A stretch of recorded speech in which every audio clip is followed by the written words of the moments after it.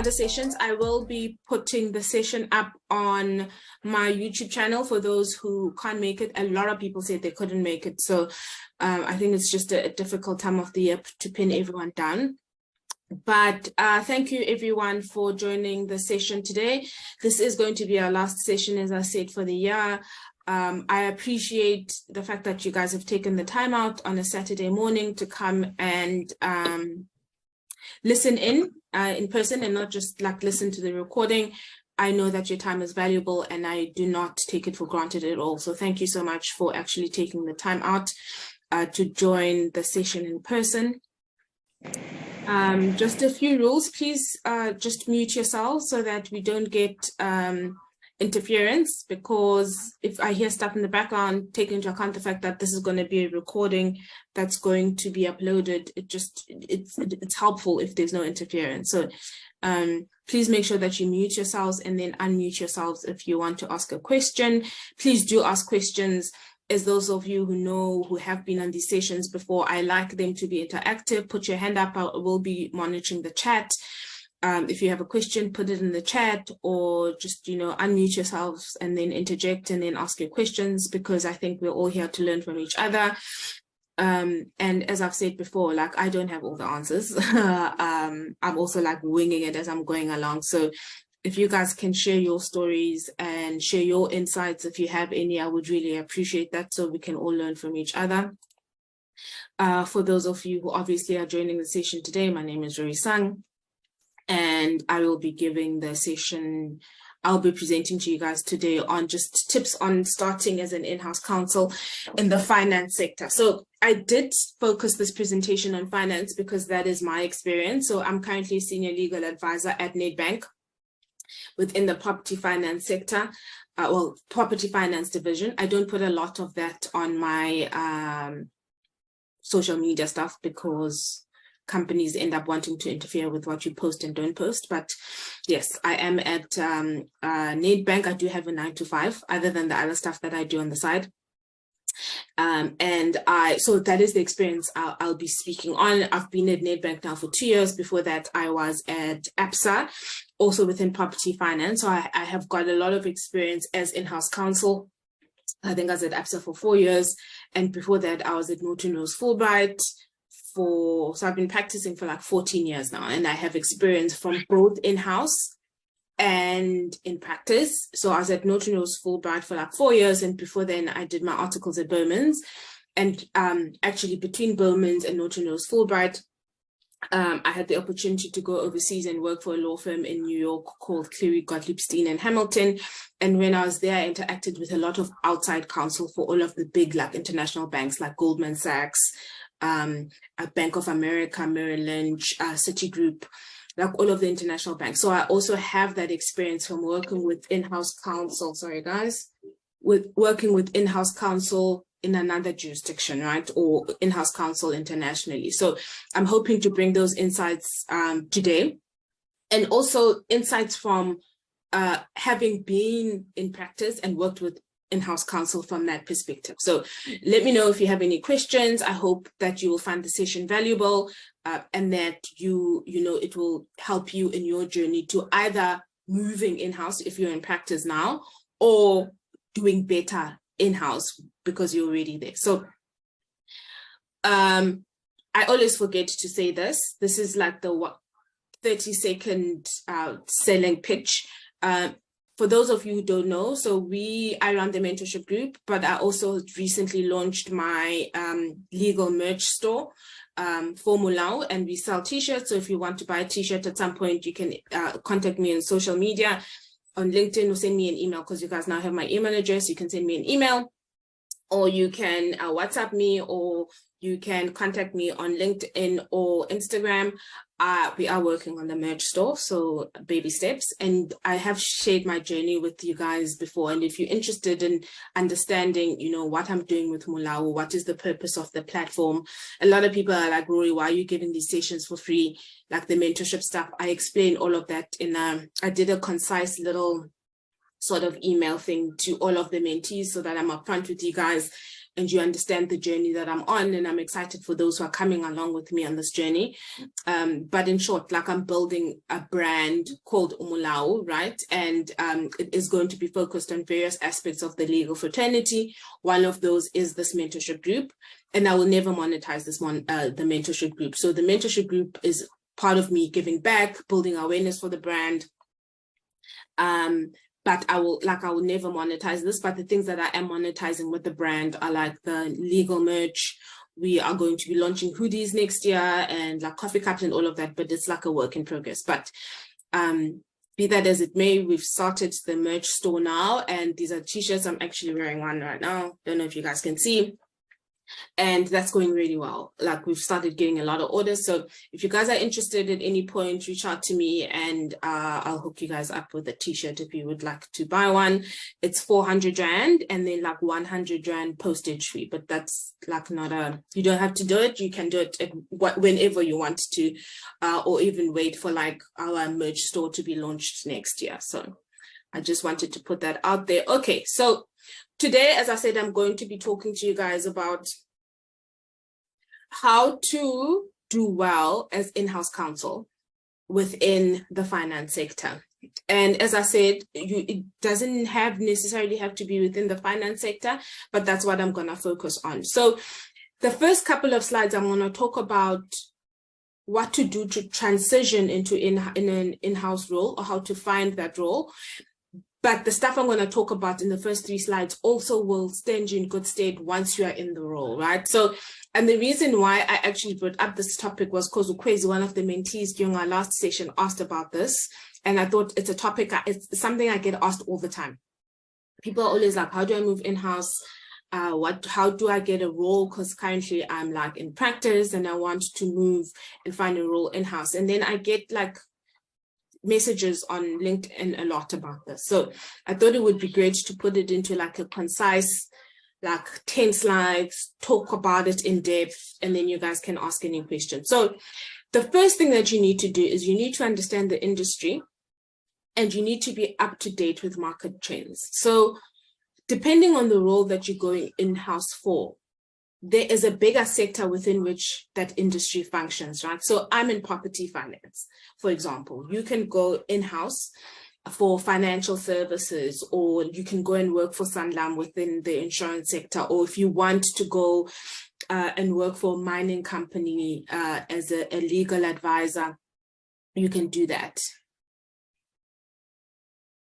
Hi, Penny. That's fine. Also, sorry, Penny's going to be load shed. Hi, Penny. Welcome. It's great that you're here. You can be with us for as long as possible, and then I'll just upload the stuff on LinkedIn. So I know you guys, some of you might have load shedding, so that's fine. But thanks for making the effort. I will upload the recording on YouTube for you to watch later if you get load shed. Okay, so there's different sectors, right, for in-house. So in-house is not just like one lump sum of types of industries. There's different industries in-house. And the first thing that you need to do, whether you're thinking of moving in-house or whether you're currently in the role, is you just need to understand the industry, right? You need to be up to date with the market trends and not just focus on, I know the law, I'm just a legal advisor, and that is it. So within property finance, for example, I read a lot of property, property publications. I understand the latest stats for like vacancy ratios in Joburg. I understand the South African market. I understand, I attend a lot of industry events. So one of the things I did, for example, when I moved to Cape Town was I'm part of the Women in Property Network. And the Women in Property Network is an organization, obviously, of women in property within South Africa. And I reached out to that organization in the Western Cape. I'm a lawyer, right? But that organization focuses a lot on women in the property industry in general. So there's a lot of people who are real estate agents, who are architects, who are in finance, doing property deals. It's a wide range of women within the property industry, right? Some women are in construction, as I said, like architects, all of that, like wide ranging sort of people in the industry. And I made sure that I was in, right? Because, and even though I'm a lawyer, I need to understand generally what is happening within the property industry. And you then need to position yourself like that, because then you can talk to not just the legal aspects of it, but what's happening in the industry as a whole. So when I joined the Western Cape, and I'm going to be giving practical examples, right? I'm not going to be talking about airy-fairy, like this is what you should do. I'm going to be talking from my perspective. So what I did when I moved to Cape Town, because I was still in practice and I didn't have clients. I was not resourceful, but I didn't have any clients within the property industry. And that was even before I knew I wanted to move in-house to go work for a bank within the property finance team. I had an interest in property finance. And I was like, look, I don't know anyone in the industry. So I then applied to be on the committee of the Women Property Network within the Western Cape. And I was on that committee for 2 years. And we organized, and it's all free, right? Like you volunteer your time. It's all free. But then the amazing thing about it is that you then get to meet people within property finance, not just lawyers, right? So I met a lot of bankers within property finance. I met a lot of people within the construction industry. So then I ended up meeting people who are the clients of the banks, right? So I wanted to move into banking as in-house counsel within property finance. Through being involved in the Women in Property Network and being up to date with the latest trends within that sector, I got to meet sort of potential employers, so people within banks, but I also got to meet the clients of the banks, right? Because the banks give out money to clients to build property. And the people who are the clients of the banks are your construction guys or your architects. So then I ended up meeting both people on both sides of the transaction. And when I was ready to then move in-house, it was easy for me because I just called up contacts. I called up contacts or people that I knew. Sorry, give me a minute. I need to mute myself. Just give me, sorry guys, just 1 minute. Leora? Hi, can you guys hear me?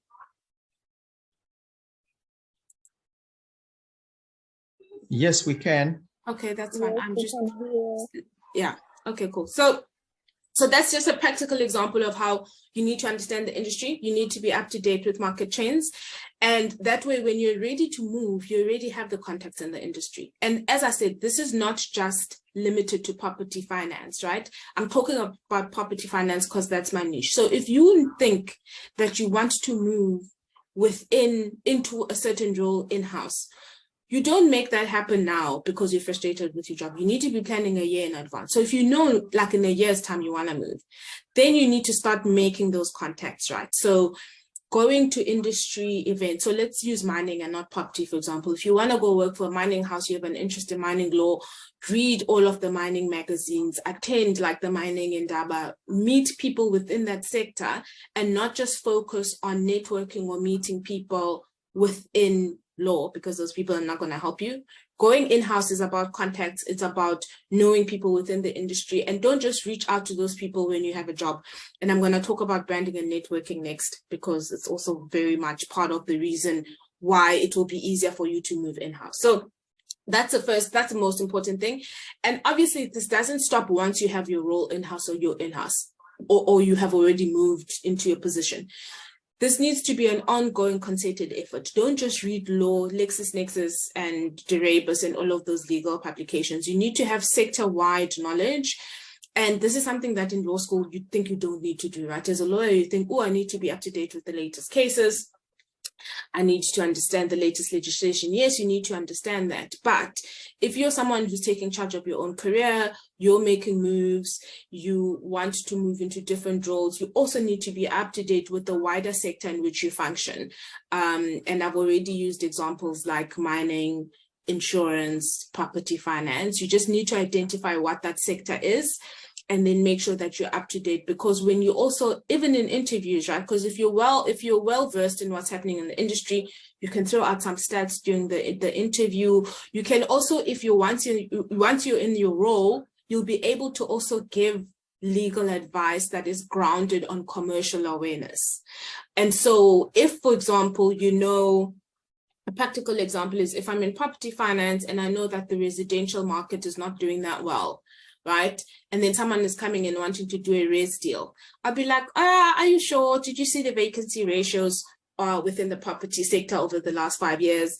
Or and give insights like that are based on commercial awareness, and then you'll be more valuable as a legal advisor, as opposed to just focusing on the law, because being in-house is about being commercially aware, being able to understand what's happening in the industry.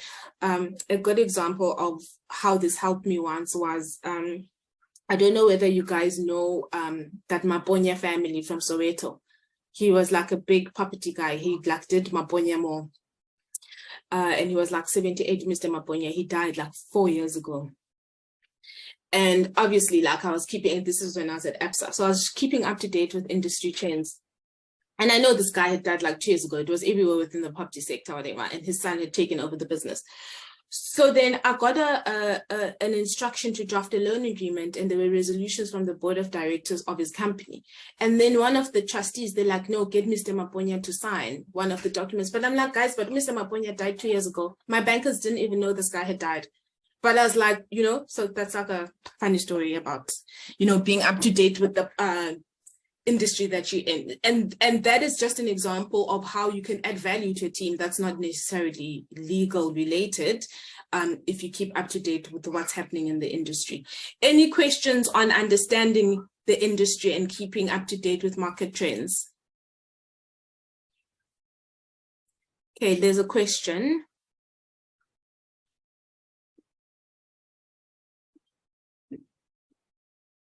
Okay, so this is a question. Okay, let me address this question. So someone says here, who's Renee, that she would love to move in-house, still serving articles, and the plan is to move in-house right after admission. Is it advisable to move while you're still a junior? I'm sure you guys also want to know this question. No, it is not advisable to move in-house while you're still a junior. And the reason why is because there's no one who's going to train you in-house. So once you move within a law firm, right, or where you've got multiple lawyers, you still have, like, after admission, you probably have another 3 or 4 years of learning where people will give you the benefit of the doubt. They will send you to different types of training. You might have a mentor who's giving you one-on-one training, and you can bounce stuff off different legal advisors. And people can help you. But once you move in-house, you're on your own, right? You might be like one of 2 or one of 3 legal advisors. Even in companies that have bigger teams, people are so worried about their own work and they have their own stuff to do that no one is going to be babysitting you and helping you with your stuff. So it's really not advisable to move in-house until you at least have like 3 or 4 years solid experience in the industry that you want to go into. It's going to be very difficult for you to get that training in-house because, like, they don't have the infrastructure for it and they just don't have the time. I hope that answers your question. It might not be what you wanted to hear, but unfortunately, I always answer.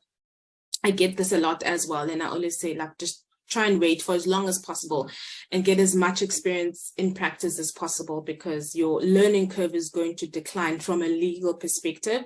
But you will learn other stuff, like the commercial stuff and the industry stuff, once you move in-house. But the legal training aspect, you won't get as much. Okay, I hope I answered that question, Renee. Okay. Yes. Okay. I've spoken about skill stacking. So the next thing you want to do if you're looking to move in-house, right, is to develop your expertise and then stack your skills. As I've said, I've spoken to you guys about skill stacking. And for those of you who don't know, skill stacking just means that you need to accumulate different types of skills that will make you unique and give you a different value proposition, and then deploy those skills in a unique way. What do I mean by that? So as a basis, any lawyer, you need to have legal competence, right? So if you are in property finance, again, you need to understand, for example, especially if you're lending to companies, like the Companies Act, you need to understand the common law around contract. You need to understand property legislation and all of that. That is a basic, and that is the minimum, right?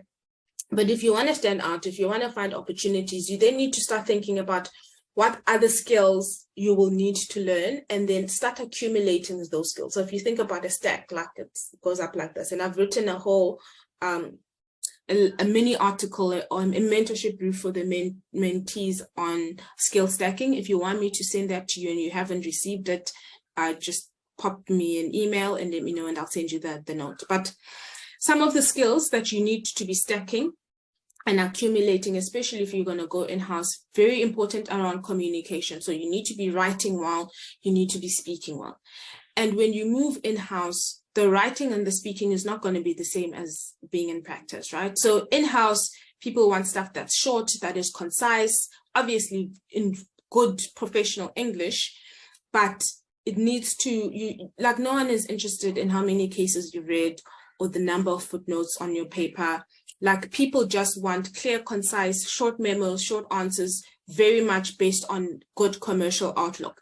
Again, this comes to understanding market trends. If you can, when you're writing a memo, put in stuff relating to the industry and market trends to understand, to show people that you understand the commercial side of it, then it will make your move to in-house much better, and you will do a better job once you are in-house. So you need to develop your expertise. You need to understand, for example, that you're there to manage risk.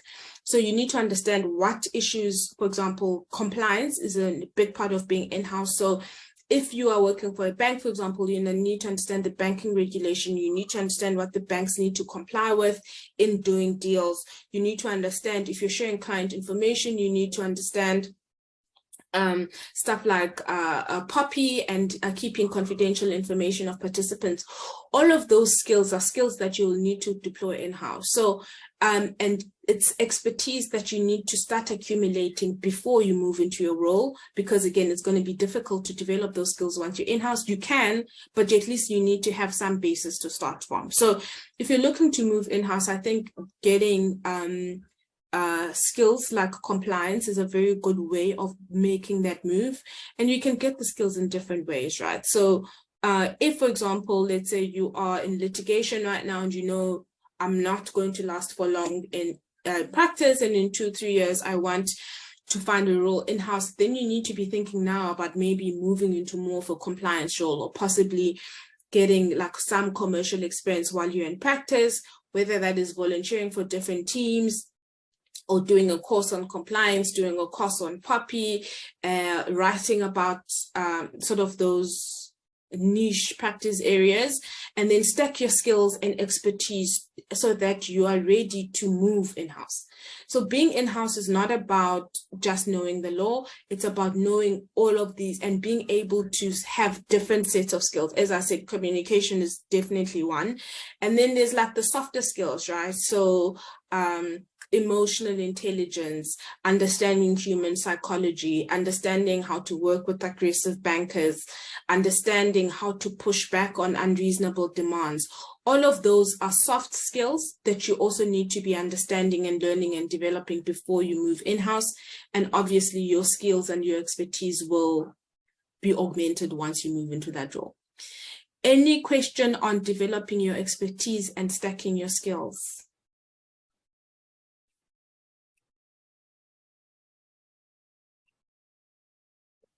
Okay, nothing yet. So if you want to know more about skill stacking and how I've used that effectively within my career, happy to send you like a more detailed note on sort of more detailed skills, like what skills you need to stack and how you can use those or deploy them.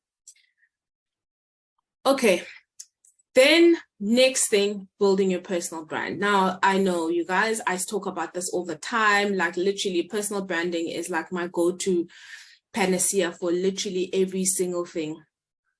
I'm gonna butcher this name, Kali Rendwe. Hi, Kali Rendwe, nice to meet you. You're joining the session for the first time. Welcome. Thank you for taking the time out. So, building your personal brand. Any job that you want will depend on the type of personal brand that you build. Again, I've done like a whole note on personal branding. If you want more detailed information on this, I'll send it to you guys. I think maybe the first session we're going to do next year is a full session on personal branding. The only way that you're going to move in-house is if you've got a strong personal brand. And in order for you to do well in-house, you need to have a strong personal brand. And I'm going to spend a few minutes on it. But as I'm saying, like I always talk about this, and I can give you guys more information on it. Okay, I'm going to stop. Ukali Rend has asked another good question. I'd like to ask if it's a good idea to improve your skills by doing LinkedIn short courses. Just give me a minute. Sorry, guys. Guys, I'm in an important Leora. I said I'm in a meeting, guys. A very important meeting. Can you take your clothes and go, please, man? Take your clothes. And close the door behind you. The benefits of working from home. Okay. LinkedIn short courses, yes. I think LinkedIn short courses are great. I mean, any short course that you can do that is free is amazing. So that is a very good way of improving your skills. And then Penny asks, would you advise a second-year student to focus on stacking skills or rather wait until one gets that formal job before they can start skill stacking? No. You need to start stacking your skills as soon as possible. And that's a very good question, Penny. So you can't wait to, and it's always a cat and mouse game, right? Or like, no, so a chicken and egg, not cat and mouse, chicken and egg situation when you're finding jobs, right? Because people are like, oh, we want people with experience, but you can't get experience unless you have a job. And so it gets very difficult if you're entering the employment market for the first time. So getting as much experience as possible before you start is great. And skill stacking is a very good way of sort of finding a foot in the door within the employment sector. So don't wait until you start looking for a job or are working to stack your skills, because at some point it's going to be too late and you want to stand out from other people looking for jobs, right? So and skill stacking can happen in different ways. It doesn't need to be like a formal course, right? So what I did, for example, in university, I did a lot of waitressing. I was a ticket girl at like festivals. I traveled overseas and I was on, you know, those work travel things for students where you are like paid minimum wage and you take crappy flights and all of that. I did all of that. And the skill that I learned from there was working in a team, effective communication, working under stress, showing that, okay, so once you have got your degree and you want to move to like formal employment, to like get articles or whatever, if you've done jobs like that as a student, which are the jobs that you can get, right? People undermine those jobs and they think, oh no, I need to go do VAC work at a prestigious firm. That's what's going to make my CV stand out for articles. But no, actually the stuff that will make you stand out is the hard stuff, right? Because if you have been a waitress or have been a ticket girl at shows and all of that, it shows that you are resilient, you can meet deadlines, you can work in a team, you can follow instructions, you are responsible. And those skills are the soft skills that you can start stacking and learning well way before you actually get employment. So don't wait until you start stacking your skills. And even extra courses, right? LinkedIn courses are free. So even if you're a student, you can do the LinkedIn courses and actually get the certificate. I know Google also has a lot of free courses. So if you can learn, Harvard even has courses. I think I shared one of our other mentees a couple of weeks back shared a link to a Harvard course that's for free on coding for lawyers. So there's a lot of that out there that's there. And if you can stack those skills and learn and get those certificates, I think it can only help you better your role once you go in-house. Then Uno Monde is asking here, she says that our firm has given us bursaries to study anything that will advance our legal degrees. I enrolled for a compliance management course with my alma mater. I will spend a year in litigation before moving to corporate and commercial. How much exposure do I need in the litigation and corporate commercial departments? Is it easy to move into compliance role immediately post-admission? Okay, I'm going to answer this just now. Guys, I see.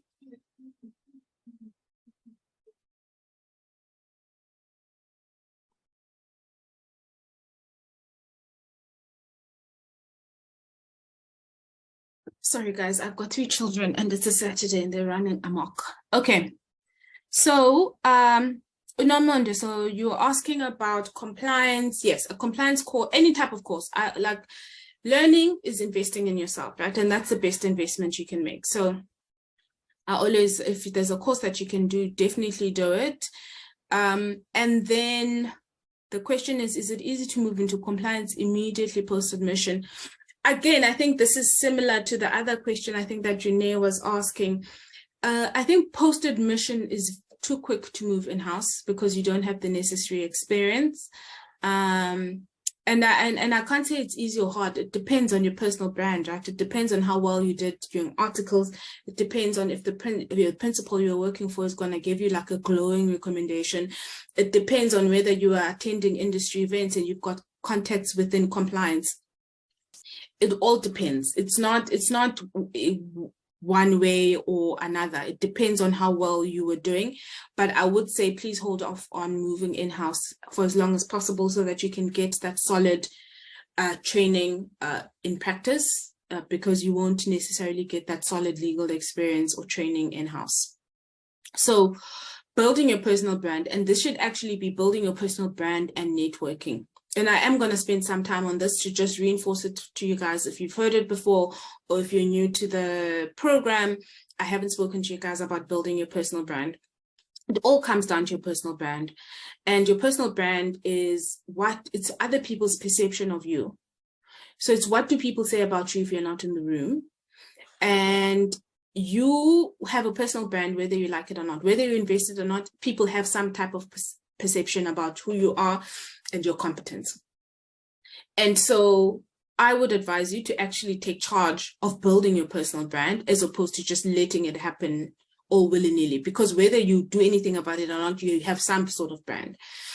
And I obviously believe a lot in building your brand, your personal brand on social media. And I've spoken a lot about that as well. But and also networking. So building your personal brand is associated with networking, and networking comes from knowing people within the industry that you want to move into, attending industry events. And I always say it's too late to build a relationship when you need one. I get a lot of this on LinkedIn where people send me calls or SMS me out of the blue. I've never met this person. I don't know who they are. They're like, oh, I see you work at Nedbank or ABSA. I'm applying for a job. Can you give me a recommendation? Oh, guys. I'm like, but how? How am I going to give you? I don't know who you are. I can't give you a recommendation to move into ABSA or Nedbank because I don't know you. And then I go and check your LinkedIn profile. There's nothing about banking. You say you want to move into compliance. I don't see any compliance courses on your LinkedIn profile. I don't see you attending any industry events. I don't see you commenting on anything around compliance issues. If you want to move into property finance, there isn't even a comment on a random post about the latest vacancy rates within the Western Cape.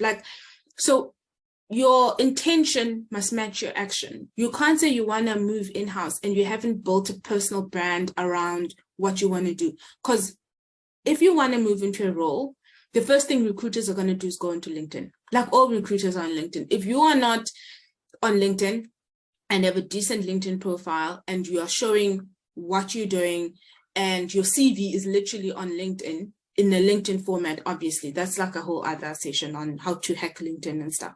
Let me know if you guys want me to do, you guys should let me know, send me an email if you want me to do like a full on social media, LinkedIn, how to hack social media and all of that. I'm happy to do that next year. So, okay, I'm going to answer this question now. So, okay, let me actually answer this question from Renee now, and then I'll go back to my train of thought. She says, since I'm in a firm that strictly specializes in mining and construction law, will it be difficult for me to move to a bank, or will I need to first get some finance and banking and law experience?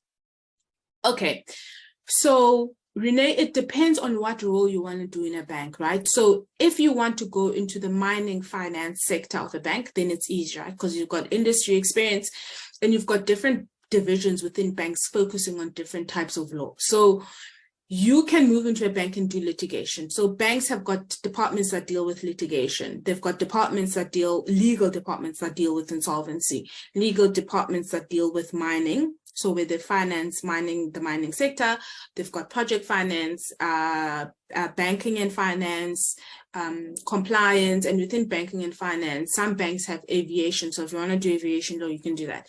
It just depends on the type of role you want in a bank. Banks don't just do finance; they do different types of they do different types of finance, and depending on the niche that you want to go into, you can find a role in the relevant bank. But if you have, for example, commercial or finance experience and you want to move into a litigation department in-house, it's going to be very difficult. The skills that you have honed in practice needs to be the skills that you will bring with you in-house. So it's going to be very difficult to, for example, if you're currently doing litigation in practice, to then try and move into the banking and finance team within a bank, because there's no one to teach you those skills. And like this, but you can, if you're in practice, even if you're a second or third year associate and in litigation and you think, oh, in 2-3 years time, I want to move into banking, it's easier to do that transition once you are in practice and say, okay, even as a second year associate, first year senior associate, I'm changing my niche area from litigation to banking. And you can do that if you're still in practice. I did that. So I did 4 rotations at Berman's. Then as a first year, I was in tax. And then as a first year and second year associate, I was in tax. So I think I was in tax for 3 years. And then I was like, no, guys, this is not working for me. I want to move into banking and finance. And I changed, and people are like, oh no, once you're a second year associate or third year associate, it's too late to change your niche. It's not, if you are in practice. I did it. I moved from tax to banking and finance as a first year senior associate in banking and finance. I had no idea about banking and finance. And I only changed like 5 years into legal practice. And I mean, I know partners who were like litigation partners and changed from tax. So the guy at Bowman's, who was head of our tax department, Ellen Keep, had been a litigation director, and he switched practice areas. So it's easy to switch practice areas. Dusekile says, how difficult is it to change niche areas? It depends on where you are, right? And how much you're willing to fight to make the change. So I was at Bowman's when I tried to change practice areas. And there was a bit of resistance. Again, you need to take charge of your career. People will always want you to stay where you are. Oh, no, you're already a tax associate. Stay there, because they know you know the skills and they want to use you for whatever reason.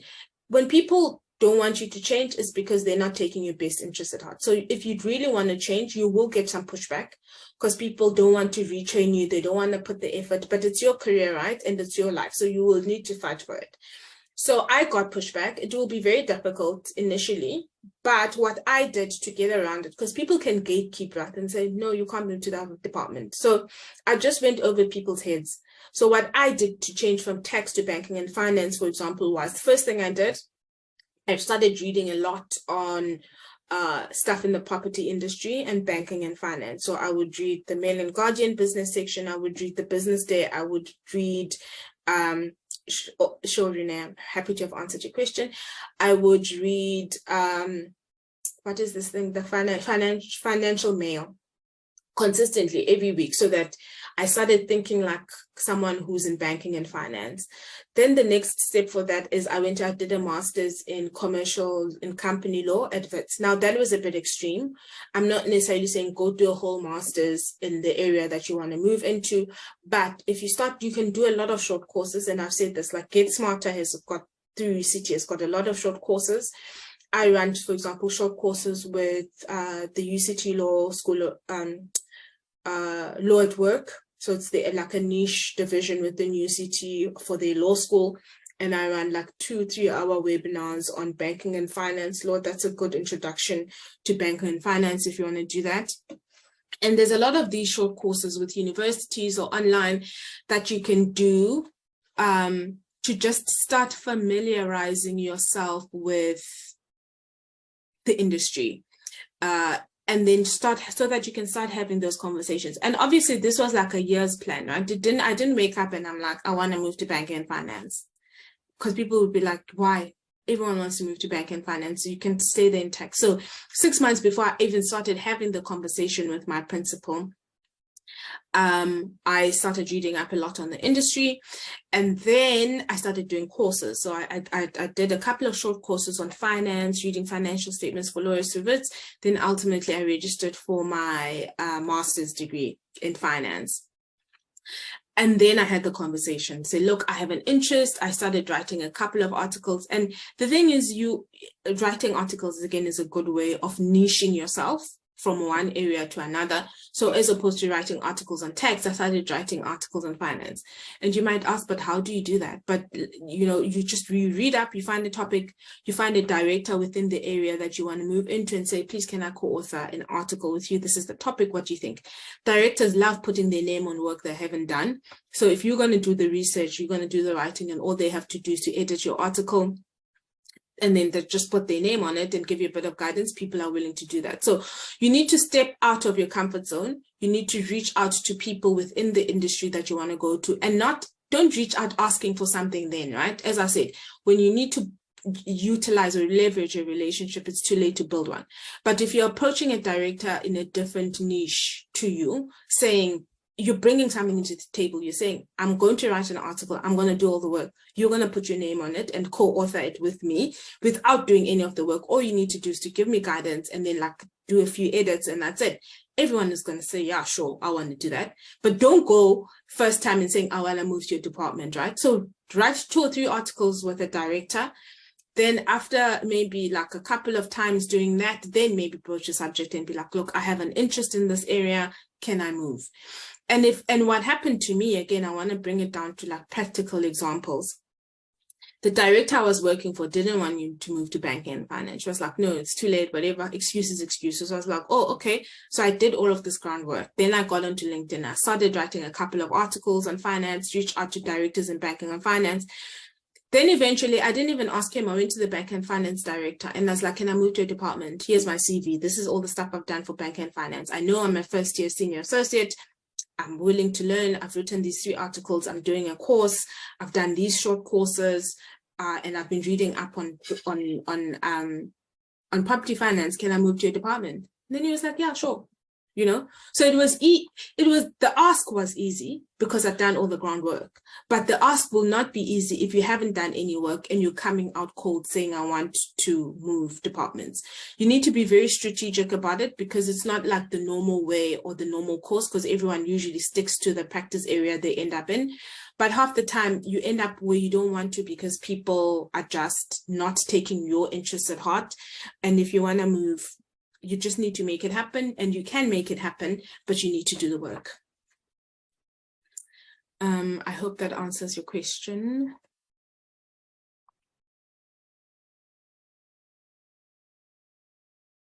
Okay, so building your personal brand. So again, I've said, you know, the first way to start building your personal brand, yes, is to do good work.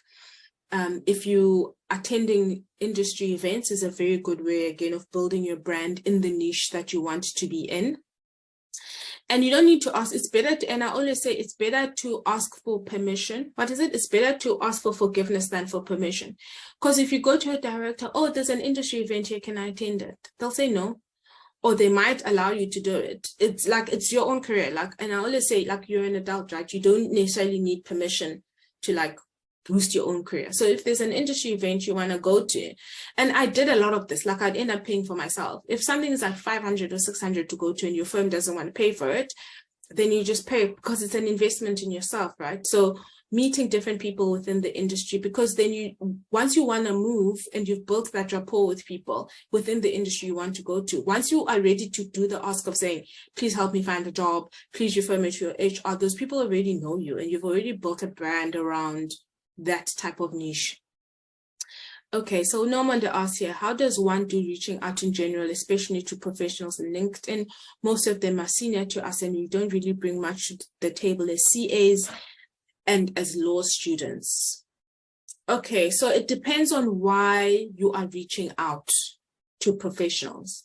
I'm going to put you on the spot here, Normanda, so that we engage, right? So what is the ask? So when you're reaching out, why are you reaching out? Because people reach out to me all the time to connect, and I'm always happy to connect with people. But then when people reach out to me and they're like, please find me a job at ABSA, I'm like, I don't know you. So just give me a bit more insight for mentorship purposes. Okay, great. So mentorship is fine. I think because mentorship is not asking for a job, right? Because I always use this example of dating and saying building a network or building a connection is like dating. if you go out on a date with the guy for the first time, right, and it's the first time you're meeting this person and they go in for a kiss within 5 minutes, like, yo, dude, like, fall back. Like, okay, like, it's too much. Like, you can't, like, reach out to me for the first time on LinkedIn and then you're already going in for a kiss, or you're on your knees saying, marry me. Like, I don't know you, right? Same thing with building a network or professional relationship. If you're going on a date, the guy will call, let's meet up for coffee. Sure, coffee, 30 minutes, sharp. Then maybe like in 2 days, can we do lunch? Then maybe on the third, fourth date, go for the, can I touch your hand? And then maybe like 4 lunches down the line, going for a kiss, you know, like, and then there's like a 90-day rule, you know, for doing the deed. Like, you don't go on one knee on the first date. Same thing with professional relationships. I think reaching out for mentorship is fine because it's not too heavy. It's not too like, find me a job or can I come and work for your organization? Just sending a decent SMS. So the first thing you mustn't do on LinkedIn is to just say hi. Like, I'll get a message, like, because people are opening the conversation, right? I'll get like the hand emoji or hi. I'm like, guy, I'm very busy. Like, you can't just be sending me one line hi because you're trying to engage me, right? Because I get tons of those. So I think it's very good when you're reaching out to people on LinkedIn to concisely say why you're reaching out. So you'll say, hi, I'm Nomonde. I've been following your LinkedIn for a while. I have an interest in this whatever area. I would love it if you would be my mentor. If you have time or whatever, happy to set up a call to discuss. Something short, something quick, and something like that people can see upfront that, you know, this is what you want, concise, because people don't have time. So I think reaching out for mentorship is fine. I think the worst thing that people can say is no. And if you don't ask, you don't get, and you'll never know. So I think you should be brave. I think it's great that you can be brave and reach out to people on different social media platforms for mentorship, but also try and see if you can add something to the table, right? And a lot of people are afraid to ask for mentorship because they always think, what do I bring to the table? But you'd be surprised how much value I've gotten from, like, I do mentor some people one-on-one. And I've ended up like getting speaking engagements or being referred for certain things by my own mentee. So don't underestimate how much value you can bring to a mentorship relationship. You have a lot more value to add than you think. And I think it's fine to reach out to on LinkedIn for stuff like mentorship, or, as I said, even saying, I'm writing an article, would you like to publish it with me? Even to random people, you know that someone is in this industry, say, this is the topic, I've done the work, do you want to co-author with me? And build a relationship like that and try and add value. Or if you're going to an event, another way to start, you know, bridging that relationship and meeting people on LinkedIn is if there's an event and you see that they're going to the same event, then you just reach out to them and say, hi, I see you're attending this event next week. I would love for a quick chat. And then zone in on them and prepare. And that's another good way of, if there's an event, how to prepare for it in advance without just randomly going there for a couple of glasses of wine, right? You need to have a strategy when you go into these events and you're trying to build your personal brand. Another way to use LinkedIn, as I said, see who's going to the event online, reach out to them. And this actually happened. Flo actually did this with me the last time. I had a SALT networking event in Cape Town, and one of my connections, Flo, I think she's like a second-year associate, was like, hi Rory, my name is Flo, I see you're going to this event, look forward to chatting with you. And literally when I got there, I was like looking out for Flo because she's like SMS'd me on LinkedIn, and I thought that was so effective. And now, like, literally every post, she's like answering, she's like liking my posts on LinkedIn, and every time she posts something, I'm like always, because I feel like I know her, right? And I thought that was a very good way. So reach out to people on LinkedIn before you go in for the kiss, before you ask them for stuff. And I think a good way of doing it, yes, asking for mentorship, asking people to co-author articles with you, finding out that they're going for industry events, and then saying, I'm going to meet you there, I'm excited, or whatever. And then also just commenting on people's posts on LinkedIn, guys. Like, literally, I know there's like people who will consistently comment on my stuff on LinkedIn and give insightful comments. That's a good way of making contact with someone. If you're always commenting on their stuff, sharing it on LinkedIn, and LinkedIn and personal branding is not about you posting your amazing stuff, right? And personal branding on social media is not about you flossing and saying, I got this, right? It's about adding value to the audience. And this is a hack I use. I always think, why would someone care about me posting this, right? So if I'm posting about me getting a certificate or I'm this amazing person, I got this award, that's fine. But building your personal brand is not about showing how amazing you are, but it's about adding value to other people, right? So whether that is through sharing articles, whether that is through commenting on their posts and giving insightful comments, right? So if we want to move into property finance, and I see you commenting on my property finance stuff and giving insights, I'm like, oh, okay, she actually knows what she's talking about. So just think about that when you are trying to build your personal brand. And also within the firm that you're in, right? Like or if you're in-house already and you want to build a brand in-house, you need to be that person who's going to events of the company, who's talking to the business, who is giving insightful commercial advice about the practice area, and who's also, again, social media, best place to build your personal brand. Renee says here, I haven't attended industry events just because I don't know of any except the mining in Daba. So if anyone knows of any in Gauteng, please let me know. So that's a call from Renee around mining and the fact that the only events are the mining in Daba. So please just reach out to her. And then the other hack you can use, Renee, I don't know whether you do this, is to do a Google alert. So go into Google and do an alert for like keywords like mining South Africa, mining events. And every time something pops up on the internet, and you can narrow it down your Google alerts, right, to specific niches. Every time something comes up on the internet, you'll get a notification. So if there's something on the business day or whatever about a mining event, it will come up. And then again, go on LinkedIn and follow people within the mining industry. I am sure there are a lot of mining. It's not like the mining industry only meets at the mining in Daba. I know Joburg had like a small mining event, and those are generally very expensive. But I'm sure there's like smaller, yeah. So you can, so just actually, and Google how to set up a Google alert on Google, and it will come up, and you will link your email to it. So I do that. Another hack for LinkedIn, like for industry events, I'm not sitting there every day Googling what's the latest in property finance. I have a Google alert, or like what's the latest in the legal industry. And what I like to share a lot is if there are, what I like to share a lot is if, I'm just letting other people join, if there's like awards for legal advisors, or if there's surveys, or if there is sort of studies or results from studies that have come up on the legal industry, I've set up Google alerts for that. So every time something happens, or there's like an article on Business Day or whatever, I get a notification on my email, and then I'll share it with everyone on LinkedIn, and everyone thinks, oh, you know, she's so on top of what's happening in the legal industry. I'm like, no, it's just a hack. I literally have a Google alert set up so that every time there's news on legal industry in South Africa, legal awards, Africa, I get a notification and I'm on it. So that's a good way of doing that. But I do think that you guys must leverage LinkedIn. The best, like my answer for everything is literally like LinkedIn, especially if you want to move in-house. So commenting and following people within the industry that you're in, so that you understand what people within the industry are talking about.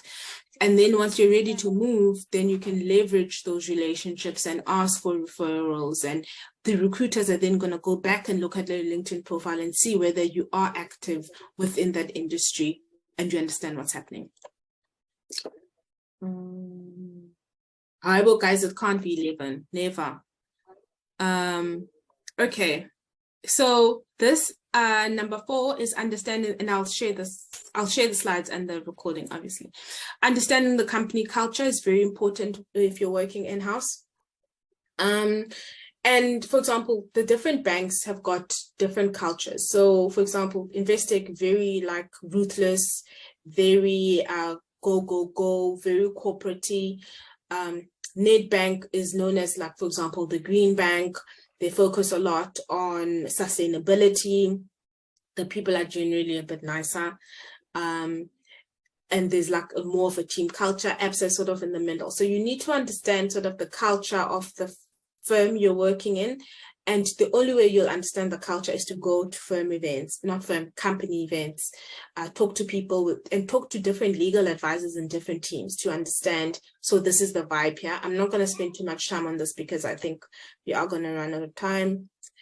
Mantibile, yes, thank you so much for joining. It's fine. I know you always give such great insights on these things, and I understand you couldn't make it because of load shedding. I will load the session on social media, YouTube. Okay, understanding the company culture. Try and understand the company culture once you move into a role, because that will only help you get along with your colleagues, and then you can be seen. I'm just going to rush through it now because I think we spent a lot of time on the questions. I think I've touched on compliance issues relating to your business. So you need to understand the industry that you're in. Again, going back to understanding the industry. If you want to move into banking, understand the compliance issues within banking. If you want to move into mining, understand the compliance issues within mining. And if you don't, again, you can, like, the information is free on Google, right? You can literally type in compliance issues relating to mining, and then you can go down a rabbit hole so that that stuff is second nature to you, right? So if you're applying now, guys, please mute yourselves. Please mute yourselves. Thank you. And if you start doing the groundwork in advance, right, by the time you go for an interview, that stuff is second nature to you. And you're not reading up on compliance in the mining industry the day before you have an in-house role interview, because you're not going to remember as much and it's not going to be as natural. So if you know that that's the direction that you want to go into, compliance and risk management is a very big part of what you do in-house. So you need to understand what those issues are, and you need to understand the law relating to that. And then once you're in-house, this is a very important one, is you need to remember who your client is. Your client is the institution that you work for, right? So yes, you might be servicing a business. So now I service this commercial property finance business for Nedbank. And there's like different teams. There's about 9 legal advisors, and there's about 40 or 50 sort of bankers, and then they have like separate teams within them. So we probably have like 80 bankers and admin people who you work for, and you do the individual deals. What will happen though is that people might want to take shortcuts, right? And stuff needs to come to legal to be reviewed. You're there to provide legal advice, draft the legal documents. If you are, for example, a litigation lawyer, something's gone wrong, and now you have to litigate on the contracts on behalf of the bank or the mining house or whatever, if you're in-house. The people who you are working directly for, so the business you are servicing, will come and be like, oh, no, just do this deal quickly. We need to get it out the door. Or no, we can't get the resolution. Is there no way of not requiring the resolution? You need to remember that the person you're servicing, or the client, is the actual institution and not the business that you're servicing day to day. And I think it's important to keep that in mind, because people will want you to take shortcuts. People are always blaming legal for, you guys are gatekeepers. You're slowing down the deals. You're wanting all of these documents and they're not really required. But they are required, right? You are there to be a gatekeeper. You are there to manage risk, and you're there to ensure compliance for the institution that you're servicing. The person or the entity who is your client is the actual bank, or the mining house or whatever, and not the actual people who work in the mining house who you are assisting to get deals done. So I think it's very important to remember that. And then once you're in-house, you need to be able to take ownership of your legal decisions. So unlike in practice, and this is where the growth curve comes in with being in-house, in that you are not going to be babysat anymore. There isn't like a layers of people ahead of you who are going to make the decision. So if you're a second-year associate, for example, there isn't like a third-year associate and then a partner who's going to check your memo or check your work to make sure that it is fine. Once you are in-house, you make the call. You need to take ownership of the decisions. No one is going to babysit you. You need to make sure what goes out the door is correct, and you're going to be the trusted legal advisor and decision makers. And that is why your growth curve in-house is so much better because there's no one to babysit you, right? It's either you sink or swim. You make the decision, you make the call, you need to understand what you're talking about. And so you need to be able to take ownership of your decisions, not as much as you would, for example, if you're still in-house and someone is still babysitting your decisions. And that's why I would advise that people must go in-house. I think it's amazing for your career, even if you ultimately want to stay in practice and become a director or whatever. I think being in-house provides you with such accelerated growth. You will learn a lot of commercial things that you wouldn't learn in-house. You get commercial insight, you understand how the business works, you get involved in different aspects of the transaction or the deal that you wouldn't get exposure to in practice. And the fact that you actually have to take ownership of your decisions makes you a more effective legal advisor. And you don't have to wait until you're like a partner before you can start making decisions. It accelerates your growth a lot. So I would advise everyone to take a couple of years off the partnership track for in-house, to just go in-house, get that experience, and then go back, especially if you have a long-term view of your career. If your career is going to be over 40 years, like 2 or 3 years in-house is literally like a blimp on the road. So I would advise everyone to try and get a role in-house. I mean, I don't know, I might go back to practice at some point. I don't know, but we'll see. I do miss practice. There's a lot of amazing things about practice, but I think getting in-house experience is invaluable because you will be able to take those decisions and have a more commercial outlook. And then number 8, the other sort of skill that you need to hone if you're in-house is to be able to effectively manage external legal advisors. So even though banks mostly, or mining houses or other financial institutions will have big sort of in-house teams. And I mean by big, I mean in CPF, for example, there are about 8 legal advisors and each division has its own legal advisor. So you'll have a couple of lawyers there. There is still work that needs to be outsourced because you can't do everything, right? And once the matters get complicated or require too much time, you will then outsource to external counsel. And this is where building good relationships comes in, right?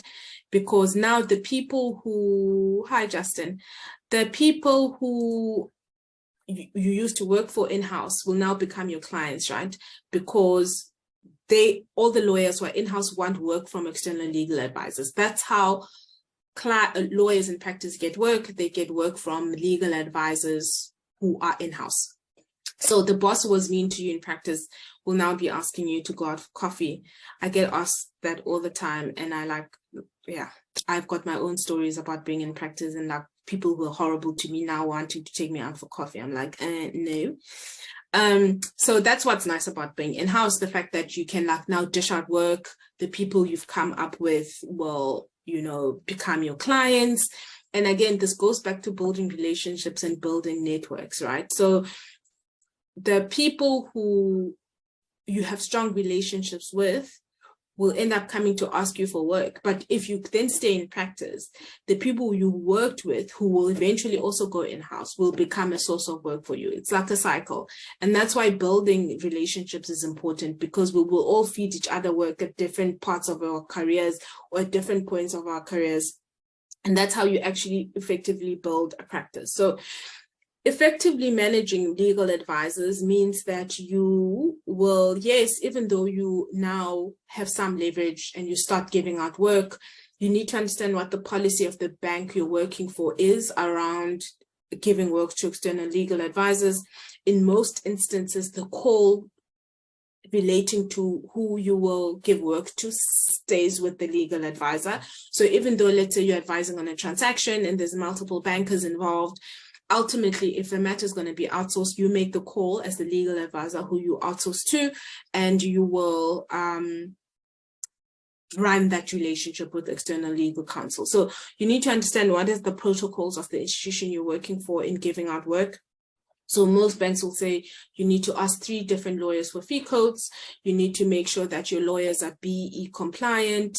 And you need to sort of rotate the work, and you need to only appoint lawyers who are on the bank panel. So most banks will have a panel of lawyers who they vet, and they say, okay, you can allocate work to these people. And it's usually like 100 lawyers, like it's a lot.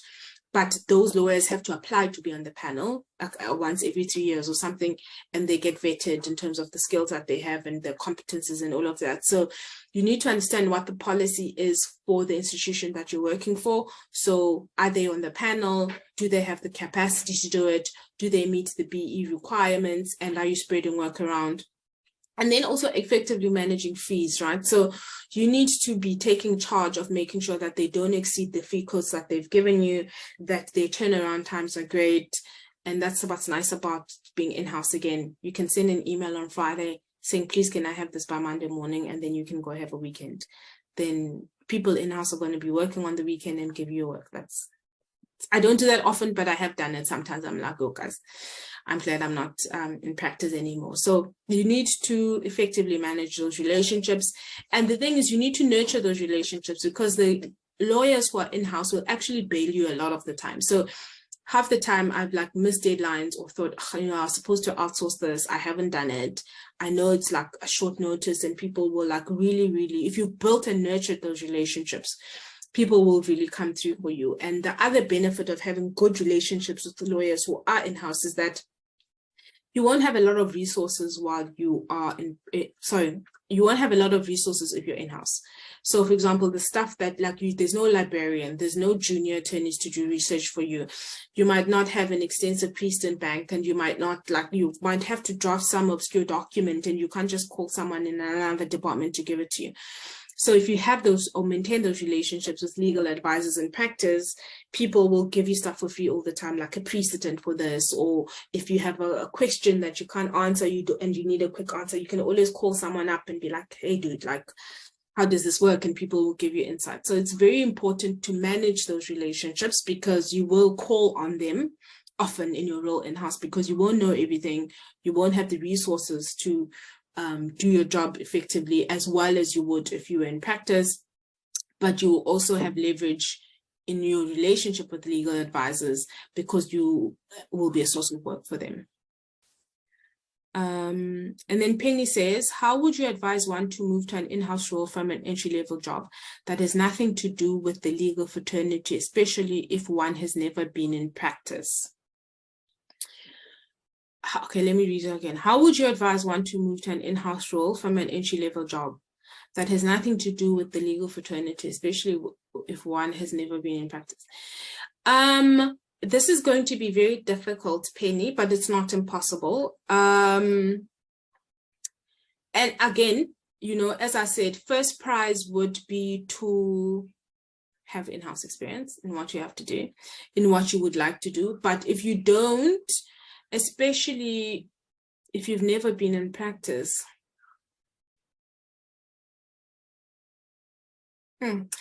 Yeah, this one is going to be very difficult, and I don't know if you would be doing yourself a disservice by moving in-house and you don't have practical experience. Because even if you get the role, there's no one who's going to teach you how to be effective in the role, right? So if, let's say, you're doing litigation and you're in finance and you don't have practical finance experience, and then you want to move in-house, it's going to be very difficult for you to get that experience in-house. The only way I would suggest is maybe try and find a practice in the practice area that you want to go to, so that you can have that experience. But if that's not an option for you, I think, at least learning about the industry, doing the stuff that I said already. So doing courses around what you want to do. So if you're in litigation and you want to move into banking and finance, you at least need to understand the basics, right? So do short courses, attend webinars around the practice area that you want to move into, attend industry events, be aware of what's happening generally in the industry. And then once you're in the role, maybe find people within the bank who might have time to teach you on how to do it. But I do think that it's going to be very difficult. It is going to be very difficult, and especially if you're a junior and you don't have the experience. I think it might be easier if you maybe are a senior in something similar. So for example, if you're a senior associate with M&A corporate experience, it's easier to move into banking and finance because you have solid experience that's commercially based. It's not like banking and finance, but it's similar, and that sort of makes some sense. But if you're moving from something totally different, like employment law, litigation, and you want to move into banking finance, and you're junior and you don't have experience there, I don't think that would be a wise move. I think the best move would be if you want to move into banking and finance, as I said, as an example, or even if it's the other way around, if you have banking and finance, and then you want to move into litigation, I would suggest that you do that move in-house first. In practice first, so that you can get that training and then move in-house. Mantibile says, I've seen how most admitted attorneys after admission and doing articles start their own practice. Will this be wise in the long run? Because inexperience speaks and network. Again, similar thing. I don't suggest that you start your own practice. I don't suggest that you start your own practice after admission. And I know that there aren't a lot of roles for people, and people are struggling to find, articles and all of that. And if like starting your own practice is a stopgap measure for you to actually start earning some income before you go, while you're looking for a job, I mean, you can do that, but there's no substitute for experience, hey guys. Like, it takes 5 years to get 5 years experience. There's no shortcut. And you can do all the courses that you want to do. You can do all the learning that you want to do on a book, but there's no substitute for actually practicing it. You need to be drafting if banking and finance, again, you need to be drafting documents. You need to be involved in transactions. You need to be on calls, negotiating contracts. Like, that's how you learn. You can't learn. It's like swimming. You can't say to me, I'm learning swimming. I'm going to read a book on learning how to swim, and then think you're going to learn how to swim. You need to get into the water, you need to get your yards, and then you need to practice. And unfortunately, the only way to do that is by practice. That's why they call it the practice of law. You need to practice. And if you don't, so if you're not finding a job, you can start your own practice, but I wouldn't recommend that you stop looking for permanent work with people who've done this for years and have got the experience. Because what will happen is, you might get work, but then you'll end up doing like RAF or criminal law. And with criminal law, you might end up going to bail people out for drunken driving. Not that there's anything wrong with RAF work or anything, but it's not as stimulating as other types of work. So if you want to have, because you can, as a lawyer, you can be earning thousands and thousands of rands, and all you're doing is you keep bailing drunk people out of jail as a criminal lawyer, and you're not on high-flying criminal matters, right? Or if you want to do commercial work and all you're doing is drafting lease agreements, that is commercial work, but it's not interesting.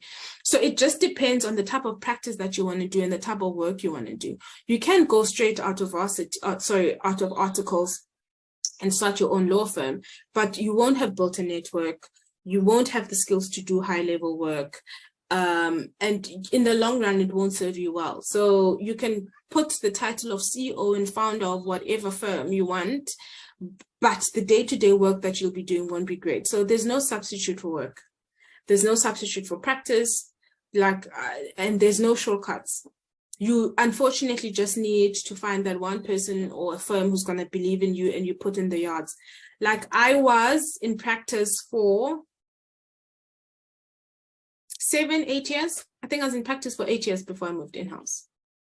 And even then, like, my first 2 years in-house, I was like, oh, I have so much catching up to do in terms of being a senior legal advisor in VP, because I moved in at VP level at ABSA.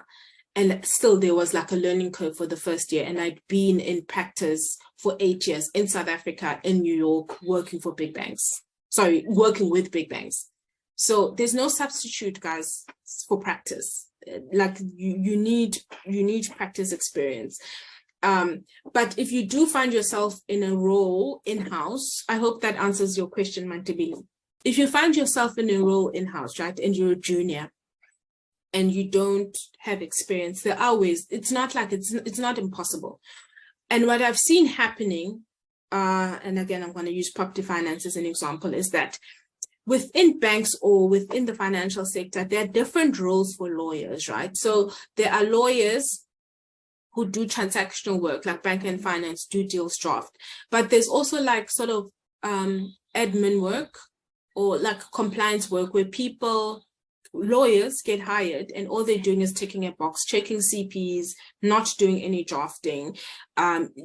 it's document management, right? It's admin, document management. And you can get a role with a nice salary in-house and people think, oh, I'm in banking finance in-house and I'm a lawyer. And no, that job is not, I don't necessarily think being an admin or being in compliance, ticking lists is for people with law degrees. There are those roles and people do move in, and then after a year, you're going to get bored, right? And again, this goes to taking a shortcut and saying, oh, there's a role, I've got a law degree. You'll be slightly overqualified for an admin role or a compliance role in-house, where you're ticking a box, and you will get that job, right? But you're stuck. And you're going to be stuck for the next 5 years, and there's no exit, there's no more senior role, there's no transition, there's no clear path as there is in practice, for example, where you want to move from associate to senior associate to partner. In a bank, you're stuck until the head of the department leaves. That is your role. And so you need to make that role as interesting as possible, right? So if you take the shortcut and say, no, I'm going to have 1 year's experience in practice and then move in-house, the role that you're going to get in-house is deal admin. It might have a fancy title, they might couch it in different ways, but ultimately it's deal admin or compliance or document management, and it's just ticking a box and you're not doing any proper legal work. You're just checking documents and filing. You're a glorified person who checks documents and files. There are those roles in practice, and you need to decide what it is that you want. What I've seen working and what I saw working well is if, unfortunately, you, because of your circumstances, you end up being in that role, and it's not necessarily something that you want, and you want to progress your career and you want to move on, you can reach out to people within the industry or within your department and try and see if you can upskill yourself. And this worked very well. So there's, I don't see them here. They're not here. So there's two people at APSA, not APSA, Nedbank. There's two people within commercial property finance who juniors who are deal admin, but they've got law degrees. They reached out to me and said, oh, I see your stuff on LinkedIn. I see you work at Nedbank. I'm in deal admin. We're in the same department, CPF, but I would love to get some commercial experience. Happy to help you out when I have capacity, still keeping my job. But if you ever need, like if you are sort of need help with something and you have limited capacity, reach out to me. Then someone else from the Durban office, still CPF, but within Nedbank, also reached out to me at LinkedIn, also deal admin, law degree. And they're not coming to me saying, help me with something. They're saying, can I help you with something, right? Do you have, if you have limited capacity, I've spoken to my manager. They're happy for me when I'm done with my work to also then help the drafting team, because the way the business is structured is you've got commercial property finance and you have the lawyers, the senior legal advisors who do all the transactions, do all the drafting. Then they're supported by admin, and admin are the people who close the deals, right? Check that all the stuff is done. And this is the segment I'm talking about, the lawyers who are in admin or compliance who check the deals. And most lawyers, I'm assuming, want to be the people drafting, running the deals on negotiations. And so when these two young people reach out to me, it's like, oh, for sure, you're telling me that all I have to do is to give you overflow of work, give you a bit of training, and that's it. And so now, like, I started them off on like, and they're stuck in deal administration, right? And now they're getting training with me directly. And I've also added them to the mentorship group. They're getting training. So the one benefit, the one reached out to me on LinkedIn because they saw my profile and the fact that I work at Nedbank. They're like, I also work at Nedbank, but I'm based in Durban. Please, can I help you?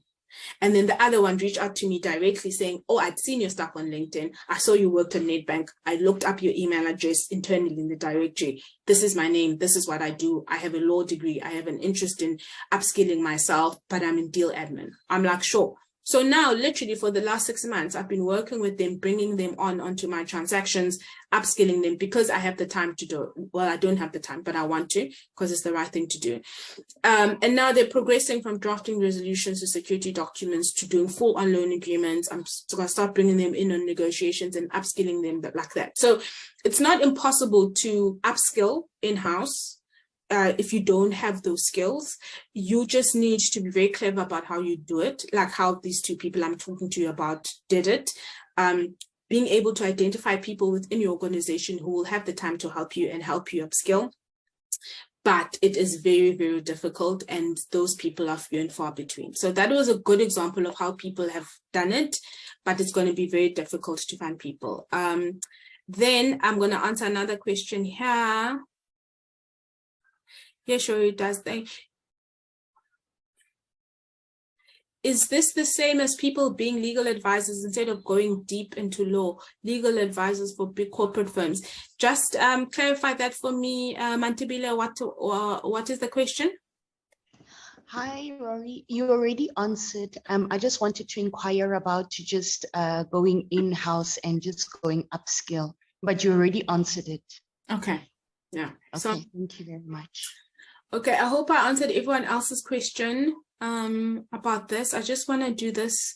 Oh, the other thing about being in-house, the last thing, I know we're a bit, oh guys, we're over time, but it's okay. Understand that you're a cost center. So when you were in practice, you made all the money, but once you are in-house, you're a cost center, right? So you don't bring in money to the business, you actually suck money out of the business, and people will think about you like that, like, oh, you guys are just compliance, your support staff. I hate that term so much. The people who are important are the bankers who make all of the money and all of that. So you need to, unfortunately, have a different mindset. There's pros and cons to being in-house and being in practice. If you are in practice, you sort of like the big person, right? You're like the important ones. But in-house, you sort of have to have a different mindset, and it's give and take, right? So you get more flexibility in-house. You might get more money in the short run. You get exposed to commercial work, but you also have to like give up your nice office and great coffee and all of that, and the fact that, you know, you're not as important. It's all about ego. But I think you need to have that different mindset and understand that you're a cost center, and then your value proposition will be risk mitigation and the fact that you've helped the business do deals.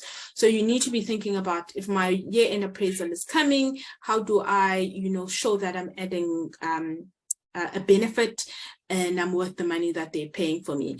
And being a cost center, again, it goes back to the maintaining relationships with legal advisors in-house. Being a cost center, you have limited resources. So already they're paying you and you're a cost to the business, and you're not directly bringing in money to the business, and that you're not getting clients who are going to pay, you know, the bank money.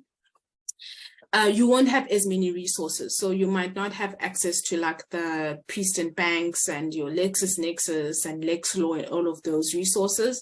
And you need to be thinking about how you can leverage your relationships with lawyers in-house to get those relationships. Sorry, to get those resources so that you can do your work effectively.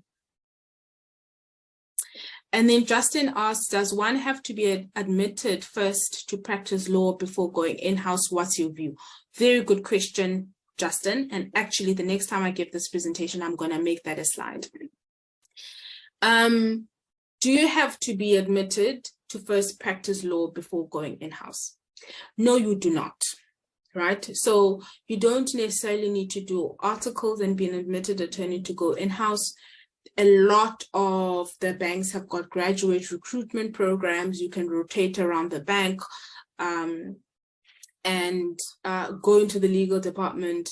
No, go into a legal role directly in a bank without being admitted. But I wouldn't advise that, because especially if you want to stay in a legal role. So if you want to stay a lawyer, do legal work within a bank or financial institution, you need to get admitted, because at some point your career is going to stall, right? And I saw this practically when I was at ABSA, where there was a legal advisor who was amazing, had been with the bank for 4 or 5 years, but was not admitted. And they're like, we can't promote you to the next role. You can't move from associate principal to principal or VP or whatever because you're not admitted. And the minimum requirement to move on to the next role is that you are an admitted attorney. Even though you know the work, you've been here for 5 years, like you just can't. It's like saying the minimum is a master's for like general counsel, and you're like, yeah, I've been with the bank for 10, 15 years, I know the work, but you don't have a master's degree. It's the same thing. So I wouldn't recommend that if you want to continue to practice as a lawyer in-house, that you do it without admission, because in the long run, it's going to hurt you. And again, this comes with impatience of people seeing money, right? Thinking, oh no, you know, law firms are going to pay me less, I can get paid more. But in the long run, actually, it's detrimental to your career, and you'll end up earning less in the long run if you move in-house without being admitted. That being said, if you don't want to stay as a lawyer in practice and you're thinking, I'm going to move into and become a banker, or I'm going to do something else and move in a different direction within the bank and not necessarily use law or be in a legal role, then that's fine. Then you can move in-house without practice and go through the graduate recruitment program and move into different roles within the bank. But if you want to stay within legal practice, so if you want to stay as a lawyer and do legal work at a bank, you definitely must, I think you must get admitted. And again, it goes back to what, I've been focusing a lot on the fact that if you do that, there's no one to train you, right? So you move and you haven't been admitted, you haven't been in practice. It's going to be very difficult for you to upskill yourself and get the skills that you would learn in-house if you're moving in straight from varsity. But that's, I guess, a choice that you have to make. And then Imantibela asks, can you do both in-house and in practice? Can one do them simultaneously? Another brilliant question. So the other thing, and this, I'm going to use a practical answer here, you can go on secondments. So if you are in practice, and I did this a lot again, like when I moved to, I had known already for like 2-3 years before moving that I would want to move in-house. So what happens with a lot, especially the big firms, is they will second their employees to work for the big banks to get experience and to build relationships. So if people go on maternity leave, for example, as legal advisors, or someone is not well, or someone resigns and they're struggling to fill the position, what the banks will do is they'll reach out to the sort of trusted legal advisors, the firms who they give a lot of work to, and say, please, can you second someone to us for a few months? So if someone is on maternity leave for 6 months, they'll be like, can this person come and work for us for 6 months? And then the bank will then pay the law firm directly. So you won't get paid by the bank, you will get paid normal salary from your law firm, and you will get paid out of your discounted rate. So your law firm can't charge you out at your hourly rate. So if you are like a second year associate and your hourly rate is 2,500 and you need to be at the bank for 8 hours of the day, like that just mathematically doesn't make sense. So they won't get you at your hourly rate. They will get you at a heavy discount for the law firm. And again, this goes to building relationships with external legal advisors. That's sort of like an unspoken sort of benefit that the banks get from the big firms, that they will get secondments at different points when they need, and they've got capacity constraints within their teams. And so they'll say, okay, banking and finance, property finance team, we need someone to come for a secondment for 3 months or for 6 months, however long. And then they'll reach out to all the law firms and say, guys, work something out. And then someone will be like, oh no, we have the second year associate, she wants to come in-house, or first year senior associate, she wants to go in-house and get some in-house experience, we can send them to you for 6 months. So those things do happen a lot, especially within finance. And I'm sure even within litigation departments, they do. You can go for a secondment. And I mean, before I moved in-house permanently, I had done a secondment at the land bank. So I had agricultural finance experience for 6 months. I had done a secondment at Named Bank, and then I'd done a secondment at renewable energy company, but within the finance department. So, and each of those were between 4 and 6 months. So by the time I moved in-house, I already had in-house experience. So I think doing secondments, if you have the opportunity to do it and you know that eventually you want to go in-house, is a good way of doing it, because you are still employed by your law firm, you're still getting that salary, maintaining those relationships, but then you get in-house experience. It's a great opportunity. I haven't seen reverse secondments in South Africa. I saw them when I was working in New York. So Citibank, no, you can't do a secondment as a candidate attorney. I'm going to come back and answer that question to you, Renee. What was nice in the New York market is that you actually also have reverse secondments, where you have people in banking who want to get law firm experience, move into the law firms and do secondments there. But I haven't seen that in the South African market.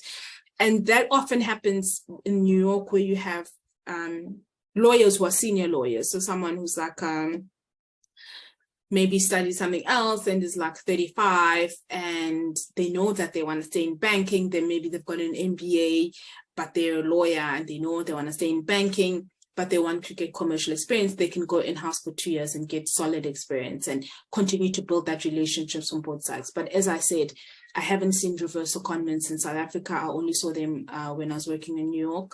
But there are a lot of secondments from practice to in-house in South Africa. And there's also international secondments. So some of the big firms will send attorneys for 6 months to the different offices around the world or to different clients around the world. So one of my colleagues, for example, when I was at Norton Rose Fulbright, was seconded to Bank of America in London. So you do have international secondments, either to other offices around the world for like 6 months, which is great, or you can get international secondments to other banks or other clients of your law firm internationally. And to answer Renee's question, can you get a secondment as a candidate attorney? No. Because in terms of the Attorneys Act, you need to have solid 2 years experience working under your same principal. And so from a legislation point of view, actually, you can't. But also from an experience point of view, you don't have anything to like bring to the table as a candidate attorney. So again, it goes back to having the experience. Getting a secondment is benefits that you get because you've shown that you're competent, right? So if you're within your law firm, they're not going to send the person who's not working, who's going to go and, what is the word in English? Now English is escaping me. Embarrass. They're not going to take someone who's going to go and embarrass them in-house. It's like, you know, sending your child to like your neighbor's house or your sister, like a stranger's house, and like behave, you know, don't embarrass us when you get there. You know, it's the same thing with law firms. They're not going to send the person who's not doing their work. They're not going to send the person who hasn't shown an interest in the industry. They're not going to show the person who just sits and does contracts and doesn't understand industry events. The reason I got my secondments, even though I actually had not even niched myself into property finance yet and started doing property finance work, is that I was relatively experienced. So I got my first secondment as a second-year associate after having done solid like tax, no, as a first-year associate, I'd done solid 2 years of tax, which is associated to banking and finance. And I actually tap into some of my tax knowledge now and then, had done a solid year of banking and finance work. And then I had shown the interest that I want to do banking and finance. So writing articles on LinkedIn on banking and finance, writing articles with some of the partners on property finance stuff, attending property finance events, doing short courses in property finance. And you think about that, right? So if a bank comes to a law firm and says, we have an opening in property finance, do you have someone in mind? Who are they going to pick to go on the secondment? Are they going to pick the associate who has shown no interest in finance, who hasn't written an article, who hasn't attended courses? They want someone who's ready to go, someone who understands the industry, someone who has upskilled themselves, and someone who has the basic skills to actually do the work when they get there. Because again, I want to re-emphasize this. When you go in-house, you need to be able to do the job because there's no one who's going to train you. So it won't make sense for you to go as a candidate attorney because you won't know how to do the work. No one is going to sit there with you. They want you there because there's an emergency. Secondments are about emergencies, right? It is because otherwise they would then just have 4 months to hire for the role, go and do interviews. The reason they go to the law firms and the amount of money that they pay, the salary that they will, the amount of money that they will pay the law firms for the secondee is probably 2 or 3 times the amount that they would pay someone their salary. So if you're a legal advisor and you're earning 40,000 Rand a month, for example, they will probably be paying the law firm 200,000 Rand a month for the secondment, which is still even less than your charge out rate per day or per hour. And so secondments are expensive for banks. They only do them in emergencies and they want people who are going to get there and hit the ground running. There's no time to be, upskilling someone and you're only there for 4 months, right? So if you need upskilling, half the time will be them trying to teach you what to do. And then then you'll only be effective for 2 months. So secondments will be given to people who are worthy of getting secondments. And if you want that opportunity, you need to show that you are interested in the industry. You've got the skills, you have done the reading, you have done all of the work and the groundwork before that opportunity comes.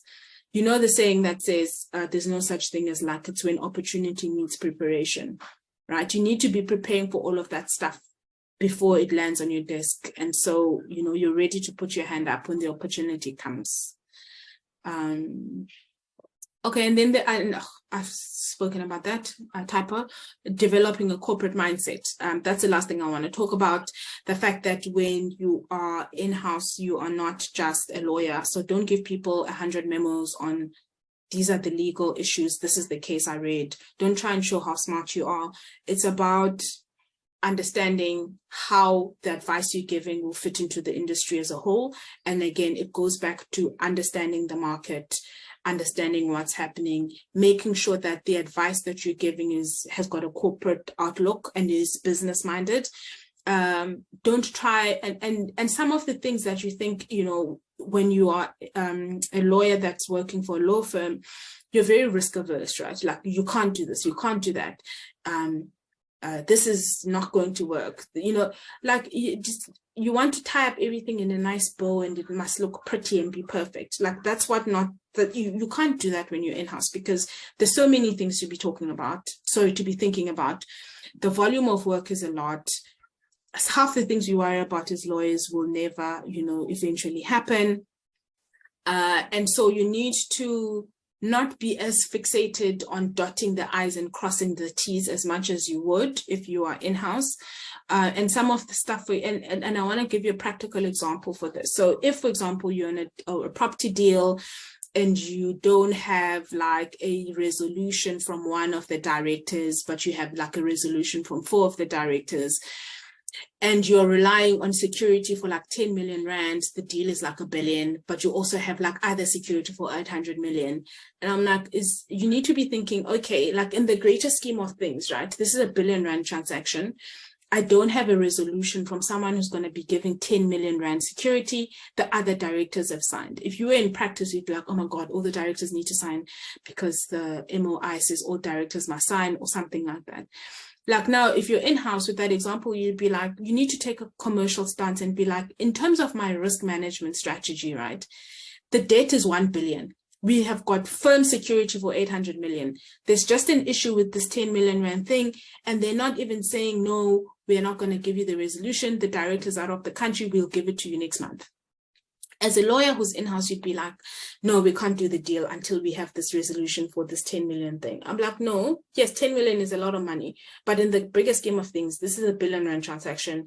We've got 800 million rand security. It's not like these guys are not going to give it to us. They're going to give it to us next month. And if they don't, and, you know, you still secured for 800 million. So, and then in-house, I'd be like, okay, no, guys, it's fine. You know, it's not a train smash. I'll follow up with it on 10 million on next month when the directors come back. Just someone make a note of it, and then we can do it and you move on. That is sort of developing a corporate mindset where you understand in the bigger scheme of things where your advice will fit in, what is the risk for the bank, and just having a commercial outlook and not being too worried about sticking to the straight letter of the law. You need to be very flexible as in-house counsel and understand the industry as a whole. So that is it from me on, you know, how to do well as corporate counsel, how to transition and how to make that move. I know that the amount of time, we are like almost going on to 2 hours. So thank you for sticking around for that long. I'm sorry that we went over time. This required more time. So next time I'll just structure the timing properly. I hope that you guys found this useful. Okay, hi. Oh, Nomonde is posting a comment. Thanks everyone. Mantibile, thank you. Thanks, Nomonde. Yeah, enjoy the rest of your day. That's it from me. I don't know if anyone else has other questions that I can answer quickly.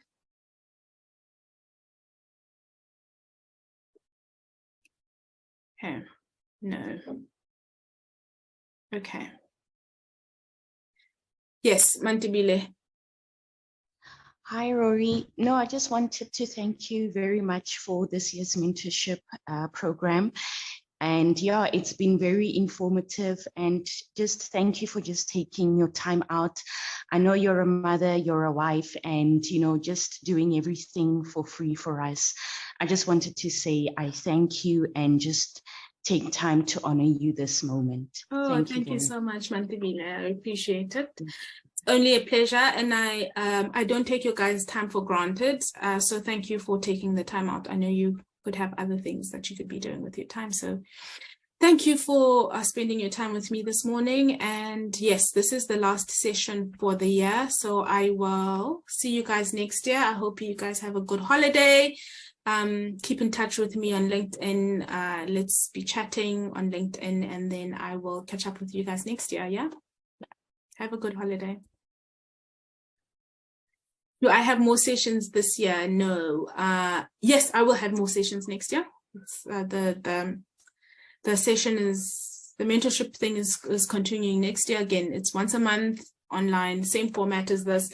I think for the next one, I'll probably get a guest. So if you guys have suggestions for the stuff, for the type of stuff you want me to talk to you guys about next year, then just like drop me an email or message me on LinkedIn, and I'll start putting some of that stuff together for you guys. I do get recurring questions a lot. So if I've done the session already, I will point you in the right direction where we've covered a topic you want me to cover again. But yes, sessions continuing next year again, once a month. Let me know of, give me suggested topics. Okay. Thanks, guys. Enjoy the rest of your weekend. Bye. Bye. Thank you. Bye. Bye, Rory. Thank you. Bye. Thank you so much.